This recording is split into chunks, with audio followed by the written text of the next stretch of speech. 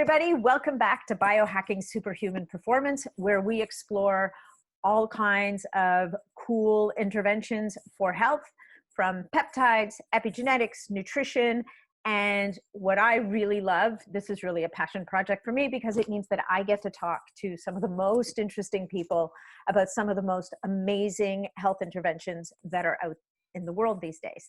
And today I am so excited and grateful to be talking to George Wiseman, the gentleman sitting to my left, unless we get flipped around. Anyway, George Wiseman is the founder of a company called Eagle Research, and he is the inventor of the AquaCure, which is the device that we're going to talk about today, which is super cool, super amazing. And we'll talk about why that is in a minute. George has this amazing story. He started off as a rancher's son and living on a ranch, being a ranch manager, I gather from George, involves learning how to do pretty much everything, right?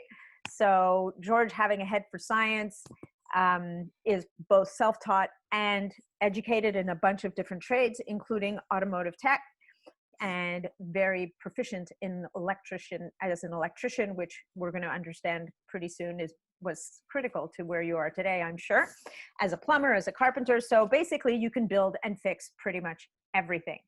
So George, welcome. And thank you so much for agreeing to talk to me today. It's a pleasure. Looks like you guys are having a lot of fun over there, and I just wanted to join the party. Yeah. Well, it's a great group. I will say that it's a really cool group, and lots of people that are super curious about this kind of stuff. So let's start at the beginning. Let's talk about, tell me about Eagle Research. I don't think you started Eagle Research in the least about AquaCure, this beautiful device that you have. So why don't you tell us a little bit about your beginnings and how you got to sort of where you are today? Okay. Oh my, how far back do I go? All right, so we start with, before Eagle Research got started, I wanted to be, I was a rancher's son. I needed to make my own living out in the world. I decided I'd either be a prospector or an inventor, and it turned out inventor was the way it went.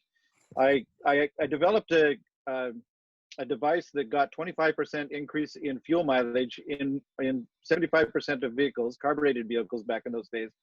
And it took only an hour to install and about $15 worth of parts and get a 25% increase in mileage. And that's what got my business started. Now I was in essentially the fuel saving business, combustion enhancement. And so hold on just a sec. Is that device in, like, is it in my car? No. No, because. Well, you have to ask the oil and car companies about that. Okay, in any case, I spent a lot of money and time figuring out how to get up to 10 times increase in fuel mileage. So you could go 200 miles plus per gallon of gas. And I had vehicles that were able to do that and what have you. Okay, so in any case, getting back to the Brown's gas, okay. one of the I have to have another episode about that business. Yeah. Mm-hmm. That's right. We could go on for days with all these various things that are happening. But with the Brown's gas, since I was researching various fuel savers, I learned that Brown's gas, which is a mixture of hydrogen and oxygen, essentially splitting water, and you've got your hydrogen and oxygen, and you feed that into the intake manifold so that mixture becomes part of the combustion process of the fuel and air. And you would get approximately 25% with this combustion enhancement technique as well. You get about a 25% increase in fuel mileage. And there are people out there that are selling these devices. I sold thousands and thousands of them, but now I'm concentrating on the AquaCure, which we'll get to in just a minute. So we did really well with that. And then carburation systems switched over to fuel injection, and we modified our techniques for that. So you can still do that. In the big trucks, they're saving $10,000–$15,000 a year per truck in fuel economy because of this type of technology specifically. Now, the next thing I got into was what I call water torches, where you could split water into hydrogen and oxygen, and then instead of acetylene coming out, you would have this mixture we call Brown's gas, and it would do everything an acetylene torch would do better. It was incredible, at 2% of the cost. The thing is, you had to buy a $3,000 machine instead of $300 set of bottles. And so over in China, because at that time, China was starting to do, or the Asian countries were starting to do a massive buildup. And they didn't have the infrastructure in place like we did in America. And so they didn't have the oxygen bottles and hydrogen, acetylene and all that sort of setup. So they went directly to this Brown's gas technology. So they actually got a jump start over there, and they are far ahead of us in all these things that we're talking about, including the health aspects that we'll be talking about today. Over in Asia, they're way ahead of us. We're only just beginning to catch up over here. Yeah. And even though the technology was... Even for molecular hydrogen, they're way ahead of just pure, which we'll talk about in a minute. Even just pure molecular hydrogen, they're definitely ahead of us in that sense as well. Anyway, so carry on. So what happened was my customers who had the water torches, some of them started to experiment with it for health purposes. Why? And I had no clue. Like it's a little bit like, why did the first guy rub the rock with the piece of, like, snap the two pieces of rock to make a spark? Like, what would make somebody do that? Yeah. So yeah, why would you take this golden colored piece of pyrite and hit it against this flint? Like, what would cause you to do that? Anyway, so in any case, this guy had a melanoma. One guy had in 1996, he had a melanoma on his forehead, and skin cancer is one of the worst you can have. And so he decided he would just soak, first of all, bubble the gas in water, so you get Brown's gas bubbled water, and then he would soak the cotton ball that he put in a plastic cap on it, and in 3 weeks' time, the melanoma was gone, completely gone. Okay, so I've heard this story, which from others. So was he undergoing any other treatment? I have to ask, was he undergoing any other treatment at the time? I don't know. Okay. And that's a good question. I don't know. But in any case, it was gone. And years later, only about 3 years ago now, that was actually duplicated in Germany. And they did no other treatment. This guy had severe, I have pictures. They had, in this case, it had severe psoriasis and skin cancer on the back of his head here. Which is classic for men. It was terrible, ugly. And in 3 weeks' time, it was virtually gone. You'd hardly tell that there was anything there. So was that done with a doctor? That one? That one was done with doctors, yes. Okay. But this other, but the first one, the guy just did it himself, and I didn't believe him. Okay. Healthy skepticism in this case is a good idea. Okay. Well, you see, I'm an inventor. I'm supposed to look at the things that aren't on the shelf, kind of thing, and what have you. But taking a fuel gas that I knew to be combustible and using it for health purposes, it was almost like taking gasoline or diesel to heal yourself or something. I just didn't believe it. So it took me almost 10 years from 1996. And then what I did is I had thousands of customers. And so I said, hey, here's a potential aspect for this gas. And I actually even spoke about it in Australia at one of the conferences I spoke at, and introduced the concept. And so people all over the world who had my machines already started experimenting with this gas. And even Tyler Lebaron, a doctor in the United States. I know Tyler, yes. Consulted with me back in the early 2000s about the hydrogen for health. And so all of that convinced me eventually to try it for myself. So I actually have a machine sitting here beside me that I usually use when I'm sitting at my computer. And I'm actually breathing the Brown's gas now. Whenever I'm sitting in one place, you could just put the hydrogen on and inhale it. There's no smell or when you're drinking the water, it doesn't taste like anything. It's just pure water. So in any case, So in any case, 2005, I started drinking the bubbled water, and and I've never been sick since. I've had a couple of days when I had sniffles or whatever, but it usually lasts just a few hours and it's gone. So it boosted my immune system almost immediately. I used to get sick like the flu 3 times in a winter, and that hasn't never happened since. Really? So and actually the 2 times that I had sniffles for a day or a few hours were both times that I flew on an airplane to a different country, once to Mexico, once to Germany. And I didn't have my Brown's gas with me. So there were several days I wasn't inhaling, and I caught whatever it was, and my immune system didn't catch it as quick as it normally does, I guess, or whatever. Anyway, so I was convinced then that it was healthful enough with all these customer reports. I have hundreds that were coming in. So basically all those customers of yours were cause it biohackers, you just didn't know it. Because that's what biohackers do, right? They do crazy things that other people wouldn't do. So my customers dragged me into the Brown's Gas for Health field, and then Really? then they started asking me, as they will, can we inhale the gas? Now here I know the gas to be combustible and explosive. So I was drinking the water and I felt that was safe, and I told people you can put it in a bag on your skin. You put your arm in a bag, like if you had arthritis or something like that. By the way, my arthritis is gone. And my neuropathies as well. I had this whole palm, I had lost the feeling, and on the fronts of my shins, I'd lost the feeling in my legs. And those all came back once I started to inhale. But we'll get to that in just a second. So pretty much the drinking of the water was good and healthful, but my real gains didn't start until I started inhaling. But I didn't start inhaling until 2016, because people were always asking me, can we inhale the gas? And I was saying, no, I don't want anybody to have their lungs exploded or anything. And in December of 2015, one of my customers, this is all customer driven, biohackers, arise. And we sent me a video from, I believe it was Korea. I saved the video, saying or showing me that people could go in and get a Brown's gas treatment just like this, just like we get a cup of coffee. They have a hydrogen bars, and you just walk in, pay a bit, sit down, have a treatment, and go off and do your business.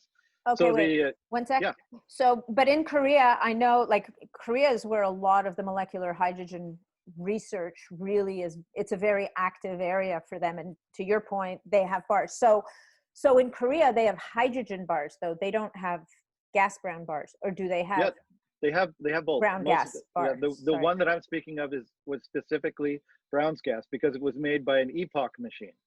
Okay, so let's do this. Can we define again, because I think you talked about it a bit at the beginning, but can we define again what is exactly Brown's gas and how is it different from just plain, because we have now molecular hydrogen inhaling machines, and we have tablets that we can put into water that will cause a reaction in the water and release hydrogen or cleave it off.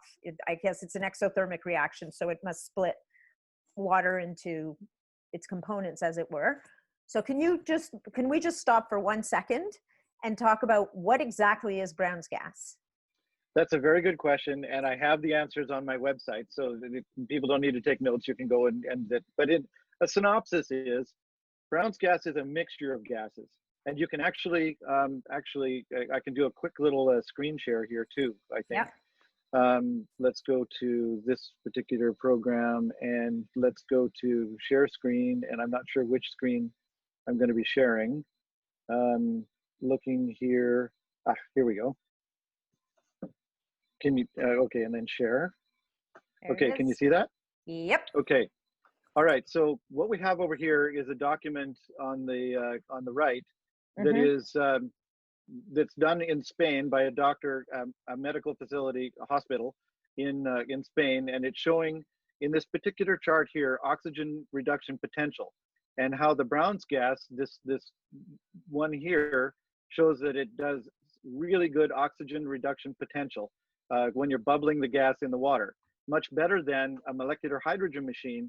Now, the molecular hydrogen machine was doing 3,000 milliliters of gas per minute, and the Brown's gas machine was only doing 800 milliliters per minute, and yet the Brown's gas outperformed for ORP significantly. We'll get back to that in a So it's a stronger antioxidant, right? Is that?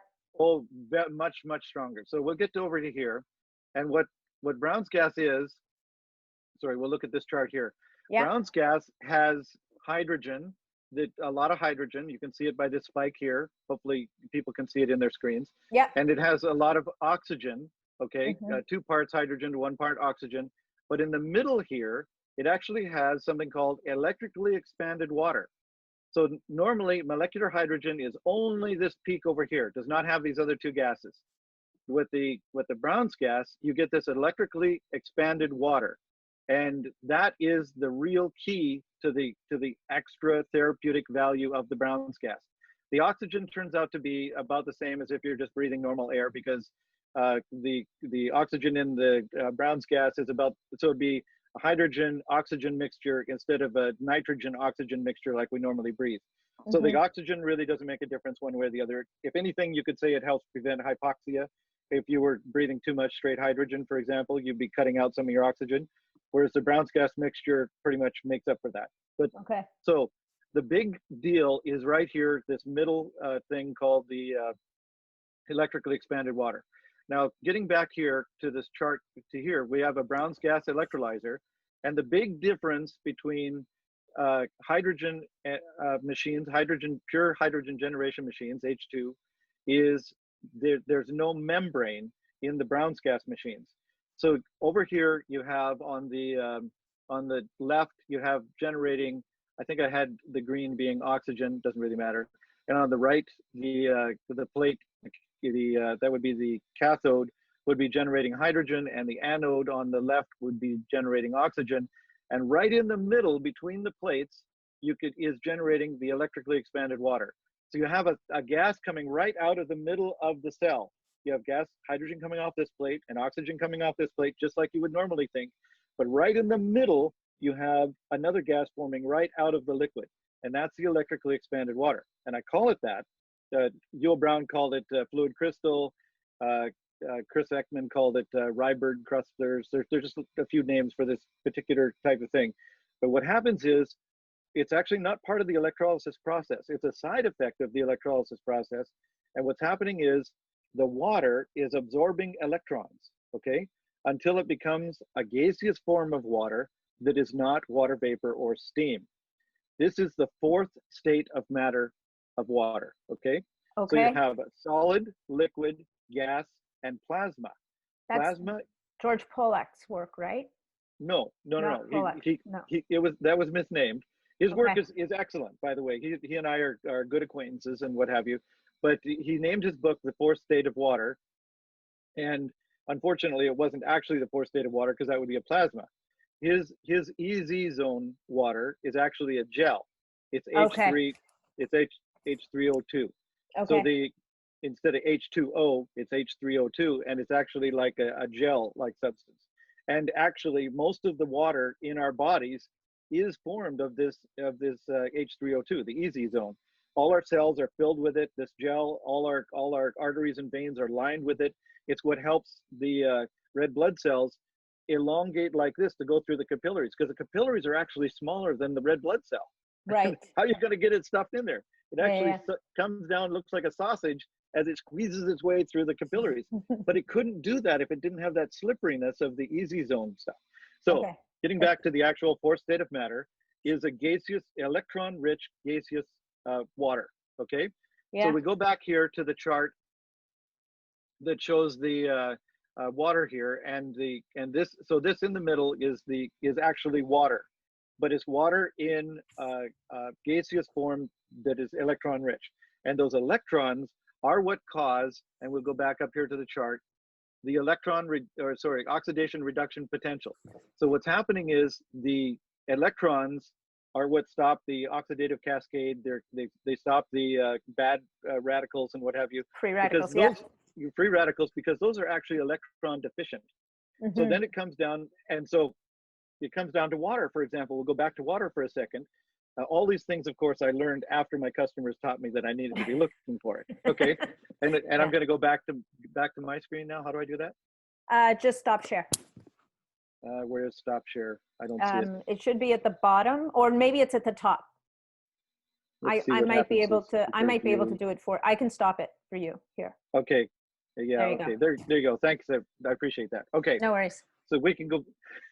Perfect. Okay. So water can actually be dehydrating. When you go to drink the water, if it has a low, essentially a low electron count, which would be a positive ORP. So at 0 and above, so the more positive you get, the less electrons it has. At 0 and below, the more negative you get, the more electrons it has. So if you actually drink positive ORP water, like you get from most tap water, my tap water is positive 400. If you drink that water, it actually absorbs electrons from your body. It absorbs the energy from your body to neutralize the water. Whereas the other way around, if you drink water that has a negative ORP, excess electrons, it actually gives energy to your body. And most people that are sick have two things going on with them.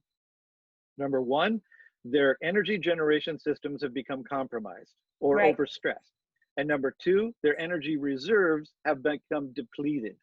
So their body doesn't have the energy to heal itself. So we're talking about mitochondrial dysfunction or underfunction or however you want to name it. But basically, the mitochondria are compromised and ATP production, all that sort of thing. Yeah. Exactly. And your biohackers probably know even more about that than I do.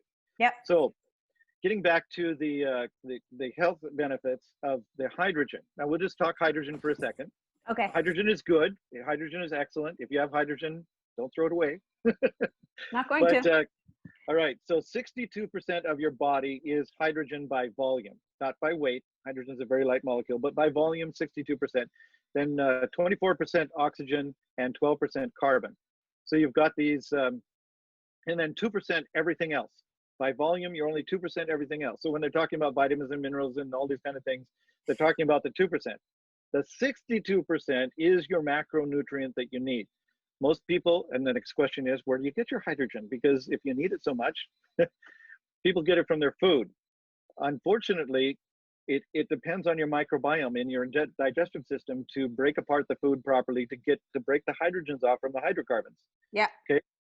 And most people have a compromised or inefficient digestive system, so they're not getting the hydrogen that they need. Yeah. All right. And the hydrogen is actually mostly produced in the colon. The digestive process, as you know, starts in the mouth, mastication, saliva, enzymes, the digestive in the stomach, and then lower intestines. By the time it gets to the colon, the specialized bacteria that are most efficient at breaking off the hydrogen are supposed to be in the colon, but they get decimated by artificial sweeteners, glyphosate, all stress, the all the stuff. You got it. Oh, and antibiotics. Antibiotics were a huge boon and needed, certainly, but they just kill the bacteria, all the bacteria. And these particular bacteria don't grow back so easily. So most people are hydrogen deficient. Now, our bodies are absolutely amazing at healing themselves. And people often understand that, I can tell your friend, she just loved it. What's that? I love speaking with you. I'm just saying that. All right. So people, for example, if you're getting hypothermic, the body will shut off blood flow to your extremities to preserve core temperature. Prioritization. That's an example of what's going on here. So the next thing so if you're hydrogen deficient, the body knows to shut down extraneous systems to prevent death. And the first thing that it shuts off is your regeneration system, which includes stem cells and things like that. The next thing it tends to shut off is the various immune systems, and then finally it starts shutting off organs. They fail and you die. So as you start inhaling the hydrogen, your organs will come back in shape, and then your immune systems come back in shape, and then your regeneration systems come back in shape. So what happened with me, I had a heart murmur, for example. I had it all my life, 50 more years since I was diagnosed when I was a young lad. And when I started inhaling the gas, my heart murmur, it took about a year for all these things to happen that I'm going to tell you right now. My heart murmur is gone. It's no longer there. So my organs are healing. The next thing I noticed from back is my immune system would go. So my warts disappeared, my skin warts and a plantar's wart on my foot. And so viruses that I'd had all my life, my body immune systems got strong enough to get rid of those. And then my regeneration systems came back online. And I know that because my scars disappeared. So you're not going to see that with normal hydrogen inhalation. That tends to come with the Brown's gas inhalation, because you get that extra energy, the bioavailable electrons that are going in there. So what happened was, I didn't expect any of this. I started inhaling the Brown's gas because I wanted to prove it was safe to all the people that I'd been telling not to do it in the past. Because what I discovered, what I finally realized when this customer sent me the video, is if you keep the hydrogen content in the inhaled breath less than 4%, and see, I knew this as a physicist and scientist and what have you. I knew that under 4%, the gas was not explosive. But I was always thinking the gas is 66% hydrogen, call it 67% hydrogen, 33% oxygen, and I knew that to be an explosive mixture. I didn't think that when you mix just a teeny amount of it in with the air that you inhale, that it's not an explosive mixture anymore. Right. So you got to keep it under that 4%. So this is how the AquaCure is not a bomb in your house. You got it. You got it exactly. I'm on it. And any of the hydrogen machines, actually, it's not just the AquaCure. It's any of the. You don't want to inhale hydrogen mixture that's a mixture of air that's more than 4% hydrogen. Okay. So getting back to, and it's actually technically 4.7%, but I say 4% because I like to err on the safety side. Because from 4.7 to 5 is really little. From 4 to 4.7, a little bit more buffer. So that works for me. I like to point out the accuracies, because there are people that will say, okay, I don't believe him because I know it's 4.7%, so he doesn't know what he's talking about. Anyway, so there's these various First thing that popped into my head, I'll tell you. Go ahead. Okay. Well, you would have a very informed audience, so I'm trying to also toss in the not only safety but why and that sort of thing. Thank you. So, getting back to the so this is where the differences between the hydrogen and the Brown's gas start to come in. The hydrogen is extremely healthful. You need the hydrogen. It's your major macronutrient. But again, people have compromised immune systems or energy generation systems and that sort of thing. So the Brown's gas, what it does is add that electrically expanded water, those extra bioavailable electrons. And so that's the big difference between hydrogen and Brown's gas. So that answered that question. I know there's lots more. Yeah, no, but that's fantastic. So I love that you refer to H2 as a macronutrient. And then Brown's gas is yet another one, right? That these are the macronutrients we never knew about. Yeah, it's the next level. It has hydrogen, but it also has this other. So I call it the next generation. Yeah. So I guess one of the reasons why hydrogen is considered so safe, and Tyler Lebaron talks about this quite a lot, is that it's a weak electron donor, right? So I've often referred to hydrogen as a selective antioxidant, in that it will address certain types of oxidative damage, because some reactive oxygen species are necessary for us. Like we need that to stimulate healing, if you will, in the body. It's like, everybody runs around going inflammation's bad. Well, yes, but you need some, so otherwise your body would never fix itself. That's exactly right. But then it has to stop. Once it's initiated the healing process, you have to stop that inflammation and what have you. Exactly. And I will point out that hydrogen itself is a weak electron donor, because H has one electron going around, and it's always looking for 2 electrons, so it tends to attach itself. But H2 is neutral. Okay? H2 is like a building block. It's actually doesn't do anything without energy. H2 already has a pair of electrons, and they're locked into each other, and they more or less ignore it. We're a pair. We don't care about you over there. We're good. But the H by itself is looking for a mate, and it will mate to another hydrogen or something else, and that's where you get the oxidative reduction with normal hydrogen. H2 is it when they split it into the H, single H, but but then you get the oxygen. Expanded water helps that, because you not only have the building block of H2, which does all that stuff, but then you have the electrons that are on the electrically expanded water, and those are bioavailable.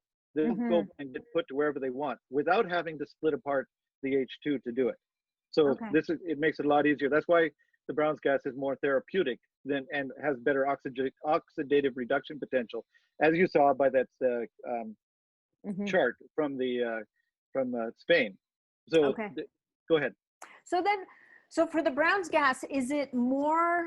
Do you see it as more of like hydrogen? Anybody can use it, because even if they're relatively healthy, they don't, like if you're working out, that kind of stuff, you want some of those ROS, not as many, that kind. So it's a little bit more modulatory, if you will, than therapeutic. With the Brown's gas, it seems to have a much stronger therapeutic effect.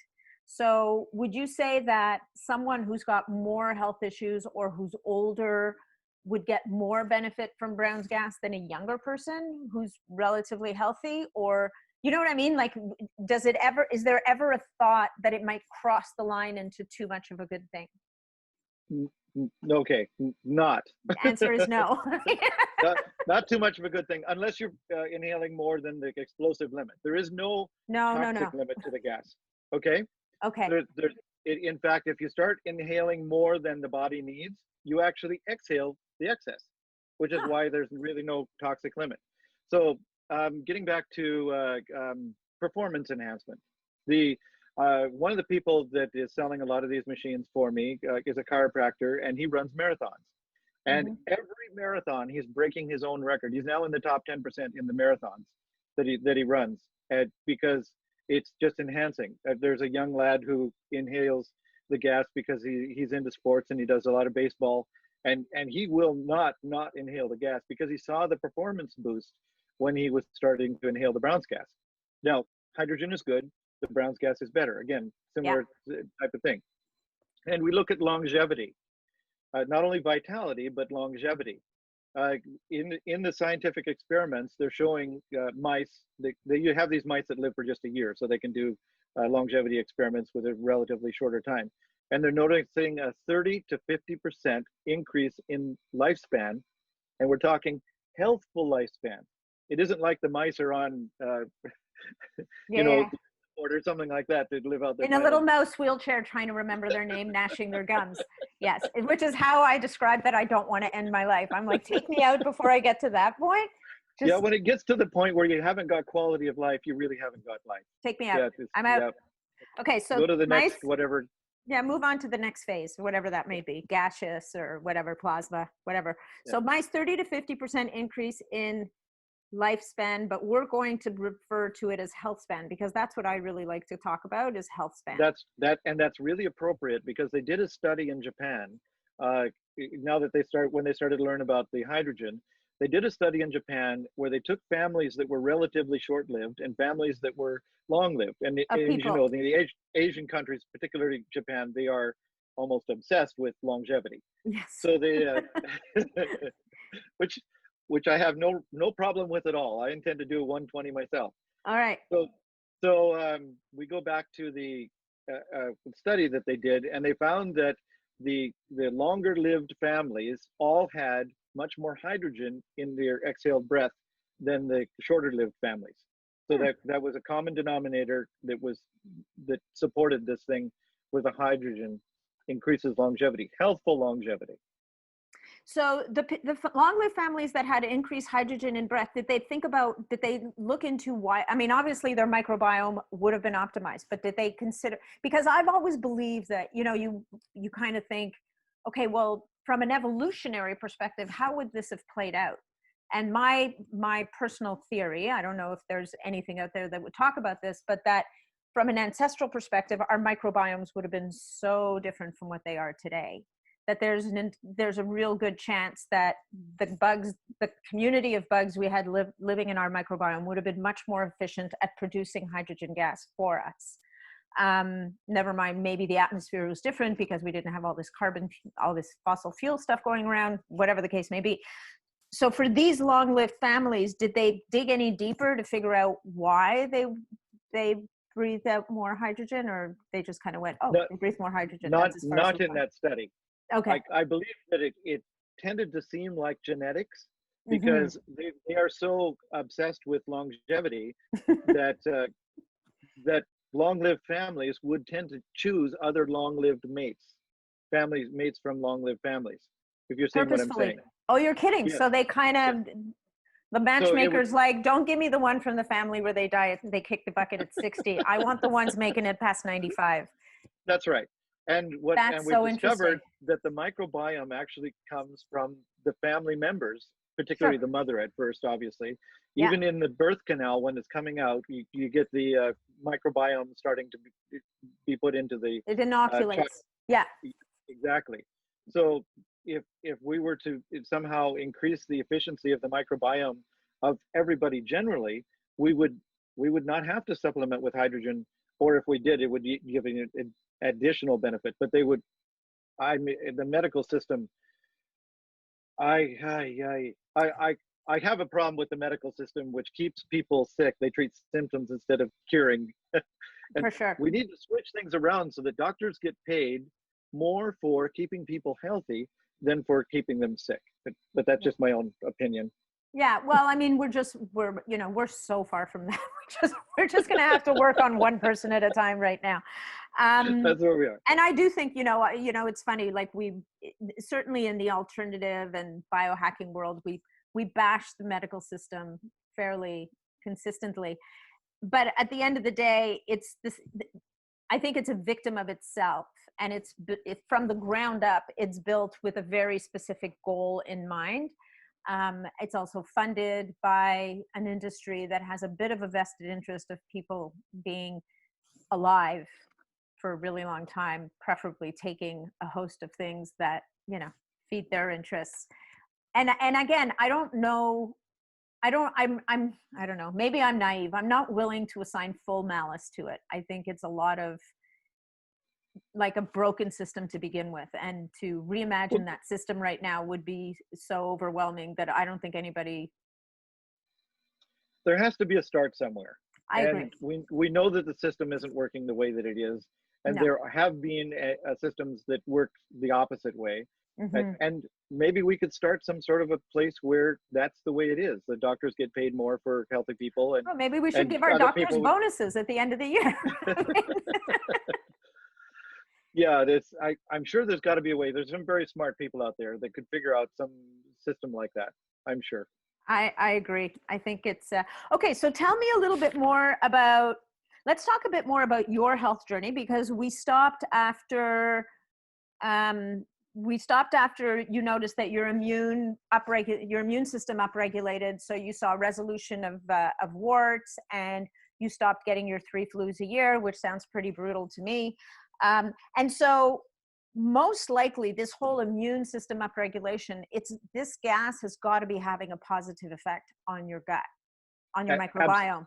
So did you notice anything digestively? Like, was your digestion awesome before? Did it get better? Did you notice anything in that world, or what was the next thing you would have noticed? Not necessarily for my digestion specifically, gut health, except that one of the things I had was extreme constipation, and that went away. So there you go. It is. I'm telling you. That's the other part of digestion people don't like to talk about. People who have had that know that that's a big deal. Mm-hmm. And to be able to go regularly and smoothly, and that is a very big blessing all by itself. So yes. And you know what? You're in good company. I mean, in my business, I come across, when I first became a nutritionist, I was shocked at the number, I would say the greater percentage of people have issues with clearing toxins from their body in any which way or form, but gut health is massive. Right. So for the last 2 years, for example, I haven't worn glasses. If you go back and look at my pictures on my YouTube page, for example, and stuff like that, you'll see me with the glasses and a big gut. I lost 40 pounds. Did you change your diet? Did you change anything else? I did change my diet before all this started. Okay. And I didn't change anything but starting to inhale the gas for all the things I'm now talking about. So 40 I had pounds, tinnitus. Eyes. Yep. My hair is growing back. You can't exactly see as much as in this video because the zoom cuts out. But I have hairs growing on my head that I didn't have. I was shiny bald before. And you can see, if you look in my video, like even my mustache is growing back dark, where it was almost pure white before. When I'm starting to inhale, I actually have a video on my YouTube page where I started to inhale the very first time. I always laugh a little bit because I set it all up with a camera facing me as I inhaled the first time, just in case something went wrong that I didn't expect. And are you married? Do you have a wife? Does she have instructions? At the time, I wasn't married, but I am now. In any case, it was. We could talk about that benefit too. Anyway, go on. Actually, that was a benefit, a big benefit, and it made a huge difference in my life, because the reason I wasn't married when I started to inhale is that a couple of weeks before that, my late wife had died. I'm sorry. Okay, so I actually started to inhale. Sorry about that. I appreciate that very much. It almost killed me, and what happened when I started to inhale, because I guess at that point I didn't really care too much if I lived or died. Quite Really? frankly, there were times I was almost forgetting to breathe, because I would feel the chest start Heartbreak. to hurt, and Yeah. it was bad.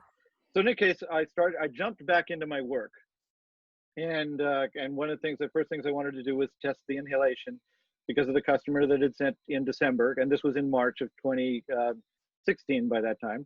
And I did the inhalation thing, and within a short time, my psoriasis started to disappear. And I had severe psoriasis on my elbows, knees, and feet. And I didn't know that, because I thought it was just calluses and skin buildup. Because when I grew up on the ranch, I had thick calluses and what have you from working so hard. So in any case, I did that, and that was happening, the psoriasis thing. And then my libido came back. Okay, it came back big time, and I'm not the only person reporting this. There's been quite a few others. And I'm telling you, it's almost impossible to be grieving like I was and be very interested in the opposite sex, which I was, and I did, and I'm now remarried. You're killing me. Okay, well, congratulations. It's really Thank hard you. to grieve. Basically, what you're saying is, okay, I'm not going to say it. I don't think I'm allowed to say those things. But anyway. So in any case, libido was a big thing that helped, and it helps with the women's libido as well. I've had people report back to me with that. And so that would imply that it's having an effect on the endocrine system as well, like on hormone balancing, that whole thing. So what about things like blood sugar? Like, have you heard, like, because I saw the very long list of benefits that you have up, or yes. conditions that may, we're not going to say, we never use the C word, but benefits, like conditions that may be improved or benefited from this. You talk about metabolic syndrome, which is inherently the high blood pressure, the blood sugar dysregulation, and I think blood lipids. Like, it's a triad of symptoms. Are you seeing that in your clients, or did you see that yourself? Yes, I just got a testimonial last week, actually, from a person who thanked me profusely for providing the technology, because he noticed that his blood sugars immediately stabilized and went, like he was a diabetic, and type 2 diabetic, and he had incredible easy time then maintaining his blood glucose when he was inhaling, whereas he was always fighting it before.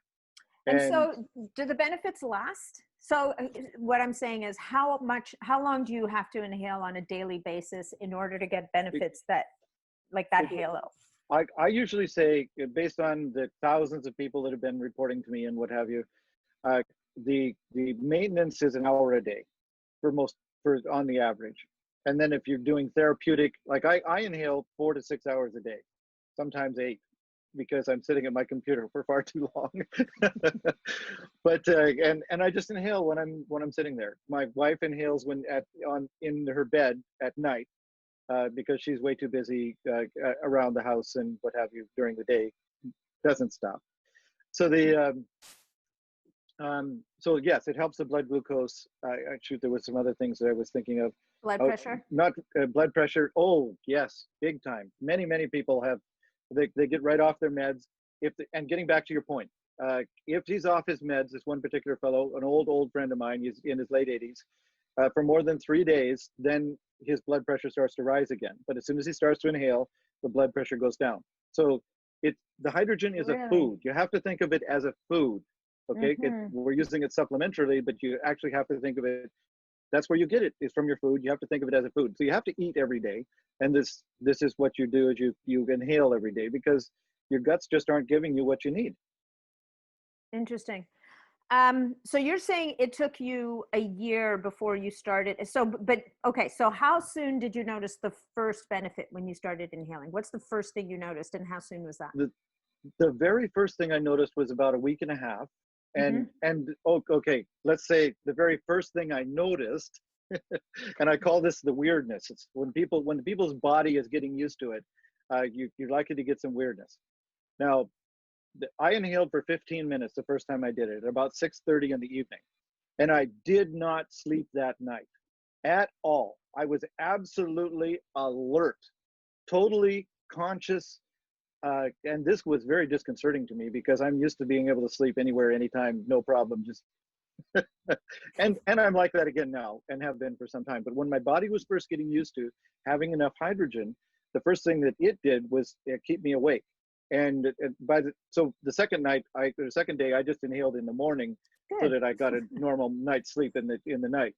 Yeah. My current wife, however, was just the opposite. She breathed for about 15 minutes at 6:30 at night, and she had the best night's sleep she could remember. Totally opposite. Totally. But 6:30 at night's not quite a bedtime, right? So you could argue that at 6:30 at night, it gives your body time to kind of take it on, figure it out. What I say is every body is different. Absolutely. You really, there's almost no way to predict what's going to happen. But what I have discovered is that when you're inhaling and you're drinking the water, like I have water that I drink on it constantly during the day. So wouldn't the water, okay, so we're going to talk about the water in a second because we're still on the topic of what did you notice first? Yeah, go ahead. Okay, just quickly, when you ingest the gas, your body decides what it's going to do with it. Mm-hmm. When you apply it topically, the water or the gas topically, then you decide where it goes. So as far as the protocols go, there's 4 protocols currently. There's a 5th one, but that's later. So you those 4 protocols where you can inhale the gas or put the gas topically, or drink the water or put the water topically. Those are 4 different protocols that you can use. And so the body decides which it's going to go if you're ingesting, and you decide if it's on the outside. Okay, go ahead. I'm writing it down. So drink topically, drink the water, topical water, and the same with the gas. Yes. So that's the 4 methods of application. Okay, so let's go back to, so the first thing you noticed was you did 15 minutes before bed, and that was it for sleep. Next day you smartened up because possibly your cognitive function improved. So you decided to inhale in the morning. So what was the next thing you noticed like 1.5 weeks in? Yeah, that was the psoriasis thing. My skin just started to peel off like a snake. So that's a week and a half, the psoriasis. Right, it just started to flake off. That was disconcerting as well, like dime-sized pieces of skin just flaking off. Yeah, that would be somewhat disconcerting. Yeah. But I kept inhaling. I didn't actually connect the two right to begin with. And how long were you inhaling at that point? About a week and a half. But I mean 15 minutes still at a time, or had you built up your courage at this point? Yeah, that's a good question. Yeah, I think I was doing still only about 15 or 20 minutes at a time at that time, something like that. I wasn't doing a lot. And then I started breathing in a relatively short time. Within a month, I started breathing at least an hour a day. Okay. And then there was a point where I just started inhaling at every minute chance I got. You were sitting down. Yeah. Yeah. So but underneath, when the skin peeled off, it wasn't painful or anything. There was baby smooth skin. It was absolutely beautiful skin underneath the stuff that was peeling off. So it was just getting rid of all that, whatever it thought it needed before and didn't need anymore, I guess. Amazing. Yep. Wow. And then? And then my neuropathies. Yes. Then the neuropathies started to disappear, where what had happened with my left hand, for example, and that was due to, the doctor told me, a nerve in my elbow, believe it or not. But my left hand was losing feeling, starting from the palm, and then gradually as it went further and further, I'd feel a burning sensation, and then I'd lose the feeling. And I'd feel a band of burning sensation, lose the feeling. I thought I was going to lose the feeling in my hand, which of course, as a person who builds things with his hands and stuff, this is a problem. Yeah. Very worrisome, yes. And before that, I had lost the feeling in both of my front shins. One leg first, and the doctor said, "Oh, it's one leg. It's probably not your back or anything." And then we'll keep an eye on it. And then the other leg, I lost the feeling in the front of that leg, and but I didn't go back to the doctor because it was I could still use my legs and stuff, so I just kept going. But you can move your hands without your legs, yeah. But the feeling started to come back a little, just the opposite of the way it went out. It started to come back until I had full feeling in my hand, and at that point I realized, hey, I have feeling in my legs again too. I can feel the skin on my legs. That neuropathy went away.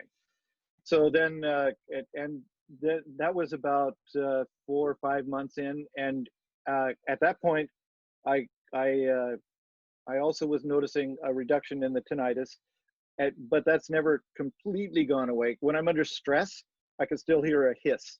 Okay. So, and I learned from the ear, nose, and throat doctor that the tinnitus actually didn't have anything to do with my ears. It had to do with my brain, Sure. which then that comes back to the neuropathy. Uh-huh. Evidently, the largest conglomeration of nerves in your body is, behind the skull, and it's so the gas seems to help heal the nerves and what Well, have you. So, do you think it restores is there a theory about that it might restore myelination of the nerves, or there's those little, that you have your nervous system, it's like this tree with endless little branches. Might it, and as we age, there's a theory, or maybe it's a fact, that those little tiny nerve endings start to die, right? They die off. That's why we kind of lose coordinated, smooth movement as we get, elderly people don't pick up their feet. They can't recruit muscle fibers as efficiently as when they're younger. Is it possible that maybe... I think that it has something to do with that. Obviously, more studies need to be done. Yes. But I know that my cognitive and balance and stuff improved because, and this actually I noticed 3 years in, okay? We skipped over some other stuff, but 3 years in, I regained my balance. When I'm taking a shower, I was usually leaning against the shower wall to wash my toes, lift up and wash my toes. Now I can just stand up like a stork and lift up my feet and wash my toes, which, it was very, very interesting. I suddenly realized that's what I was doing. I wasn't leaning against the wall anymore. I'd regained balance that I had lost sometime in the past. So, so what did we skip between tinnitus, cognitive, and balance? Somewhere in about 6 to 8 months, I realized that my scars were gone. Like I had a fairly large scar on my forehead where a socket had hit me when I was doing something stupid, and which you don't do anymore because you're so much smarter. Yeah. I don't do that anymore. I do other stupid things. Yeah, well. So in any case, I noticed that the scar was gone. I checked other scars on my body, and they were gone too. I was astonished, and then I realized my warts were gone. Like usually the warts would grow and I'd clip them off and what have you, and I realized they were gone. I didn't have to worry about that anymore. And it wasn't too much after that I realized that my glasses, I couldn't see as well, and I could see better with them off than with them on. So now. Okay, stop. You're blowing my mind a little bit. So all of these things, have you heard from your customers that they have similar effects? Like, yes. Are you and listen, as a biohacker, I'm all about the N of 1. Love N of 1. And first of all, it's my first initial N of 1 experiment. If it works for me, that's super awesome. Hope it works for you. Good luck to you. But now, in terms of the testimonials and the people that you've helped, are they getting some of or all of these same benefits? Yes. Really? Yes. Yep. Virtually across the board. Now, like we say again, every body is different. Of course. And each body does what it thinks needs to be done. Each body has its own intuitive intelligence. Yeah. And once it starts getting the hydrogen, it starts to heal the things that it thinks it needs to heal. Mm-hmm. But if you have arthritis, that was another thing. My arthritis is gone. I have full feeling, no pain, full functionality of my hands again. And did you notice that your joints, do they look different? I mean, I have a cyst on this finger. I think you can see it. But did you know, because with arthritis, quite often you get a little bit of the joints start to look inflamed and malformed. Did you notice? Yeah, as the body tries to deal with the inflammation, it starts to malform the joints. I luckily hadn't reached that point. I was just in the painful stage. So, but there are people who have good strength and functionality in their hands again, who had full arthritis with, and it's virtually every kind of arthritis. It's not just one. So osteo it has and to do rheumatic. with exactly, rheumatic, all those. Or rheumatoid. Yeah. Yep, rheumatoid. Yes. So because it gets rid of the inflammation, and wounds heal so much faster. There was a time when I got a sprained shoulder. I was pounding in a steel fence post, and it was relatively recent, just in the last few years. I'm over 60, but I still act like a farmer. Well, you can take the boy out of the ranch, but you can't take the ranch out of the guy. I don't know, something like that. Yeah, that's almost exactly right. So in any case, I sprained my shoulder, and I knew from historical sprains that would take about 3 weeks to heal. 3 days. 3 days, I had no pain, full strength. 3 days. And did you inhale more? Did you intentionally spend, although you spend so many hours on this thing anyway, that it would be hard to say that, and why wouldn't you while you're sitting and hanging out? I didn't expect the sprain to heal. I didn't do anything extra or different. It just healed. Okay. I thought it was going to take 3 weeks, and I was all prepared for it to take 3 weeks. And when it took 3 days, I was just astonished. Wow. So tell me about your diet. Did you what was it before? When did you change it and why? And what is it today? I'm just curious because that's kind of the world I'm in. So I'm just, I'm curious about that. That's a good question. I learned back in the late 1990s that I had to cut out sugar and virtually all simple carbohydrates. Just cut it out entirely. And so I actually went with a fairly high protein diet at that time, which then I found out later wasn't necessarily as good but I pretty much just eat nuts and fruits, occasionally some pasta, or a piece of pizza or something. I try to keep a really low simple carb diet and low amount of meat. And I've discovered, especially when I started inhaling the gas, I didn't need as much food. This was my major nutrient right here. And the beauty of it is it's calorie free. So you didn't need as much food. So does that mean, are you meaning to say that your appetite you didn't have as much appetite, or you know what I mean? Like, you feel more satiated? Appetite is also a learned thing. Like, people are used to eating at certain times of the day, so you're going to get hungry. Even if you don't eat, if you don't need to eat, you're still going to get hungry until you retrain your body. I eat once a day. I've only eaten once a day for the last 3 years. Because if I eat more than that, I do start tucking on the pounds again, and I have to keep my calories really low. But I work from 5 in the morning till 8:30 at night. I have like 12, 16-hour days working. I have no loss of energy or anything like that. So that's interesting. So you're on OMAD. That's what we call it in the biohacking world. Okay. 1 meal a day. So for the past 3 years, you work from 5 to 8:30. And so basically you just eat whole foods. You don't really particularly watch one thing or another. Have you ever looked but I do try to keep the organic thing going. Yeah, for sure. Of course. Yeah. Why wouldn't you? And then are you you must be a ketogenic, you must be at least in ketosis some of the time if you're only eating 1 meal a day. Do you even pay attention to that, or? I don't. But I am, I'm sure. Yeah.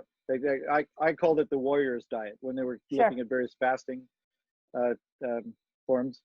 Yeah, no, well, and I'm sure, again, if we go back to our ancestors way, way back, the luxury of eating whenever didn't exist, right? So periods of fasting would be just kind of, it's part of human adaptation, right? Like, exactly. I mean, the fact that we stand at the buffet 24 hours a day these days might have something to do with the metabolic. Eating once a day is relatively normal for our bodies. Yeah, we know how to do that. Our bodies know how to handle that. No problem. Absolutely. So once we get back into some kind of balance. Now, what about your wife? Tell me about her. Does she, is she at a healthy weight? Is her diet any different? What's her... she does yoga, we know she has good libido, which is good. yes, it is very good. She's more weight than she wants. She does yoga and eats and what have you, but not as good as she'd like to. She's just kind of enjoying life these days, and but she feels good. Like, I think part of what I'm trying to get at is that, sometimes we talk about these things and people want to find the thing that's going to be the one thing that's going to make everything perfect in their life. Yeah, there is no one thing. And there is no one thing. So what I'm driving at here a little bit is that what it appears is that it looks like adding this component into your world is going to give you increased capacity, better immune system, better energy, you know, it's going to even out a whole lot of stuff. If you choose to build on that and take it to the next level by dialing in your diet, your exercise, your sleep, the whole 9 yards, you will see even better improvements. It's not going to do it all, but it sure sounds like it could be a real game changer and up leveler of your foundation, so that all of the other things that you do are going to ultimately have possibly better effect.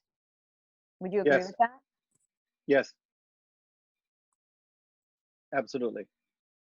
Okay. Is there anything else you think we should know?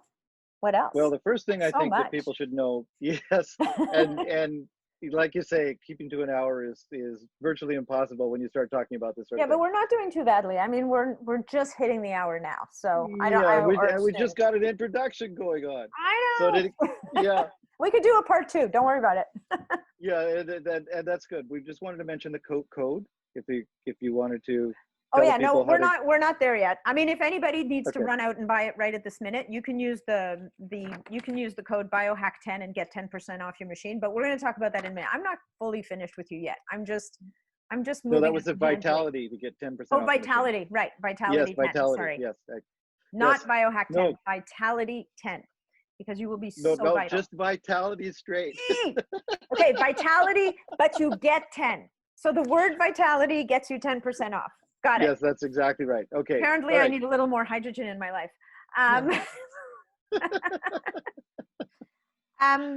So what else how did I want to bring this around?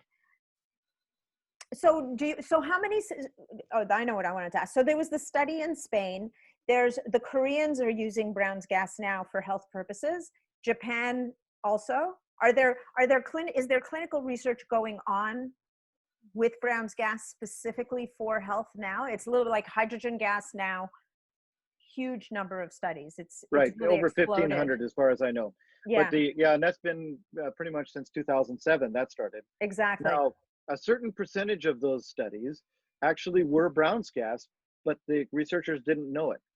Okay, Oh, you're kidding. It depends on the machine that they were using. So if they were using that electrolysis thing with the anode and the cathode and the oxygen and the hydrogen, unknowingly they were creating no membrane in the middle.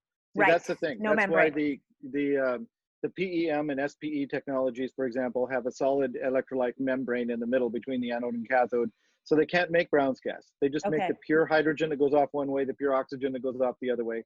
And that's fine, right? Because it does its job and what have you. But it can't make the electrically expanded water, that plasma form of water, negatively charged plasma form of water. So some of the researchers were doing that. And I have a person going through, we found 24 studies so far, including one that mentions the C word. This particular woman had lung C that had metastasized into brain C. Okay, so and she there's decided, 2 C words at play here. There's a CU word and a CA word. So so what she decided to do was do Brown's gas only, no other treatment whatsoever. No, because they'd given her, they'd probably told her there was much they could do for her, right? So she inhaled for about 8 hours a day. Okay, and I forget, it was a relatively short time, half a year or something. 0 C, gone. Wow. Total remission. From calcium to copper, just like that. Wow. Okay, yeah. So do you have, I'm just wondering, do you have any links to some of these 24 studies that I could? Yes, I have a website, and in fact, if I could do a screen share, not to say, it's called eagle-research.life. Okay, because I looked at eagle-research and .com. Yeah, and that gave me a whole lot of stuff about things I didn't care about. Yes, that's exactly right. So what I did was I can do a quick little share screen here, kick it back to, let's see, this one here, and share that, and go back to this here, and here is the eagle-research.life. That's what it looks like there. Beautiful. And if we go over here to the testimonials, we can look down to the scientific studies. Amazing. And we start looking into all the case reports, including a couple like this 82 advanced C patients a survey, real world survey, all this kind of thing. So these are the scientific Glioblastomas. studies. Wow. So these are the studies where they were using Brown's gas and they didn't even know it. Huh. Okay. And then, of course, I have only a few of my written testimonials up here. I have a box. I have them all over the place, and I have to gather them together. But I needed a place to put them, and now we have the place to put them. And so all these people, just there's a lot. There's a lot. You can go and inspire yourself. Whoops, over here. I'm pretty inspired right at this minute, I got to tell you. And people can contact me directly from this page. Which here, so. You saying things like that explains why you work from 5 in the morning until 8:30 at night. Yeah, yeah, exactly. I can't believe you called me back so quickly. Well, I love what you're doing there. I really wanted to join the fun. Thank you. So there's myself and Nikola Tesla. You can see I'm an old farm boy. Nice, Nikola. Well, Nikola Tesla is an interesting guy. Yeah, I live near Niagara Falls, so it's and as an inventor of alternative energy, it's a real inspiration to me. And Niagara Falls gives off a certain energy of its own, right? You're not that far from me, so. It certainly does. Yes. Yeah, I think you're in Toronto or something, if I remember right? So, yeah. I am. So how long ago was this picture taken? Is this recent? This particular one, I think it was it a year? It couldn't have been more than 2 years ago. Nice. But yeah, something like that. Interesting. No, you look great. That's for sure. Thank you. Okay. So, yeah. So, yeah. Oh, I know what I wanted to ask you. Can more than one person use the machine at once? Yes, it is possible. Or do you have to fight over it with your spouse? No, if you're relatively close together, yes, you can. We sell a tea that people can buy. It's just a little plastic tea. It's no big deal, and you can put you mean like a mechanical tea? Yeah. Okay. Just a tea, gas tea, so you can 2 people can inhale at the same time. Perfect. And what you do is you set the machine for the inhalation of the lesser person. Like this machine is made so it can be optimized. You can get the optimal gas production for any particular person, and that's really important as far as this is concerned, because you want to be able to not inhale more than the 4%, right? Okay, wait, so no, if you got a so big you guy lost and a me. little woman. Oh, I see. So then I'm going to stop the share for a second. So, yes, thank you. So it's size dependent. So I would have a different setting on the machine than my husband would, for example. Right. Just because we're a stereotypical couple, I'm little, he's big. Not always the case, but in this case, it's the case. Yes. So you would set the machine to my setting. He would not get as much as he might otherwise take, but it'll still be of benefit to both of us. Right, because generally speaking, when one person is exhaling, the other person may be inhaling. And so the person that's inhaling is going to get the full mixture. And you don't want the small person to be getting the mixture of the big person. Right. Now there's times when both people are inhaling at the same time, and maybe it splits, whatever the case may be. But so that's why you have to do it when you're sharing. But the tea also helps, like if you want to do an arthritic hand at the same time as inhaling, you can do that. You can put some gas in with the hand and inhale the rest, kind of thing. You can do stuff like that as well. Okay, so do you sell attachments, like you have a bag, or do you just use a baggie? But then the baggie would leak. With the hand, I do have a glove, which is a dual purpose thing. Okay. But just a bread bag, no reason to get, yeah. But hydrogen is, so we're not going to go too much longer, but I do have one last question. So hydrogen's an itty bitty little molecule. It can get through pretty much anything, even glass, right? So, well, though I guess if you're pumping it in your hands there, even though some of it's going to get out, some of it's going to embalm, like it's going to come in through the skin, which we know our skin's our biggest organ of absorption anyway, so it's all good. For the water bottle, what I wanted to ask you before that kind of slipped my mind was, how long will it stay in the bottle? Like, because it's in this different state, is it more stable in the water? Because I know with molecular hydrogen tablets, you get your tablets to dissolve in the water. You got to check that water pretty quickly. Otherwise, the hydrogen's just going to vaporize and be gone. And to get the maximum benefit, yes. And that's why they say it. But once the hydrogen is infused in the water, it takes 24 hours for it to be half gone. As and that'll be Brown's the gas, same. though. No, even as a hydrogen, Really? if it's in a sealed bottle, okay, Yeah. got a seal on it of some sort, Yeah. and at room temperature. The cooler you keep it, like if you keep it in the fridge, the longer it'll last.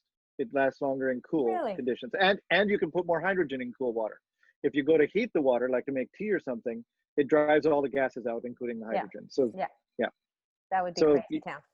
so what's happening with the tablets, if you put it in the water and allow it to pressurize, it'll actually squeeze more hydrogen into the water than otherwise would be available. I've done this on planes when I put my molecular hydrogen tablets in the water, and I'll put something on top of the glass and then I'll lift it and kind of inhale, and people are kind of looking at me like, oh my God, this woman is insane. But I'm like, it's all the hydrogen's here. It works for me.